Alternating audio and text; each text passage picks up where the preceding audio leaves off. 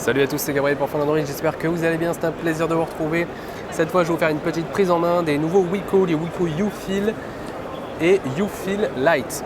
Donc ce sont deux nouveaux smartphones qui se situent on va dire dans le milieu de gamme de chez Wiko. Je vais m'attarder un tout petit peu sur le design car il y a quand même une différence notable entre les deux. Alors je vais commencer avec le U-Feel. Donc le U-Feel, la particularité c'est qu'il a un lecteur d'empreintes juste ici, comme le U-Feel Lite, et un écran qui fait 5 pouces avec une définition HD, un écran 2,5D qui vient épouser le cadre en aluminium.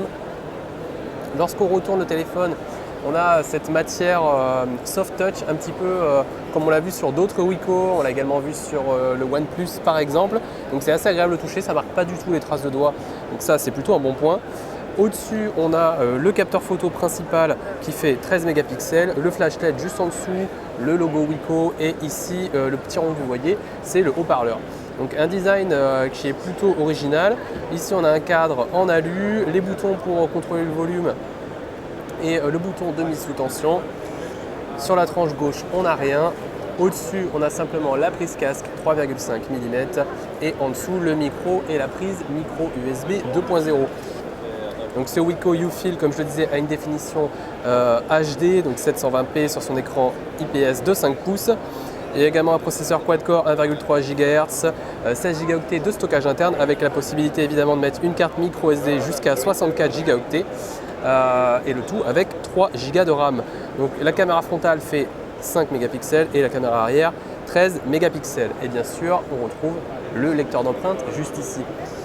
Concernant l'interface, Wiko personnalise à chaque fois selon ses gammes l'interface. Donc on a le lecteur d'empreintes qui peut être personnalisé jusqu'à 5 doigts. Avec des usages différents, c'est-à-dire que vous allez pouvoir par exemple choisir un doigt pour déverrouiller le téléphone, un autre doigt pour ouvrir l'application photo, un troisième doigt pour, le lancement d'une autre application. Donc voilà, c'est une fonctionnalité qui est assez intéressante, qui va vous permettre d'accéder rapidement aux applications que vous préférez tout en les sécurisant. Après pour le reste, c'est une interface qu'on connaît déjà, l'interface Wiko avec des icônes rondes, un design assez coloré. Donc voilà pour ce qui est de ce U-Feel. Maintenant, je vais passer au U-Feel Lite. Donc le Feel Lite, il sera proposé 40 € moins cher. Et il a en revanche la particularité d'avoir un design en aluminium. Donc là, on n'est plus du tout sur le même genre de finition. Design en alu, il a également quelques petites différences. Le haut-parleur, il est comme ça sous forme de petits points et pas sous forme de rond comme sur le U-Feel. On a également une caméra principale qui ne fait plus 13 mégapixels mais qui fait 8 mégapixels. Le flash LED juste ici. À l'avant, donc, on a toujours un écran 5 pouces IPS 720p, ça ne change absolument pas.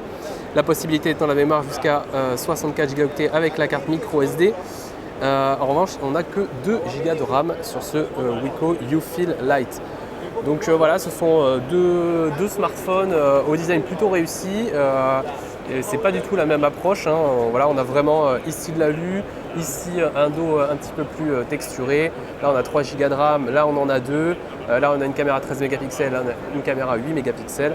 En tout cas, les prix restent proches. Après, ce sera à vous de faire votre choix. Donc voilà, merci à tous d'avoir regardé cette rapide prise en main des Wiko U-Feel et U-Feel Lite. J'espère que ça vous a plu. N'hésitez pas à vous abonner à la chaîne YouTube de Fun Android et on se retrouve très vite pour d'autres prises en main sur le MWC 2016. Merci, salut à tous.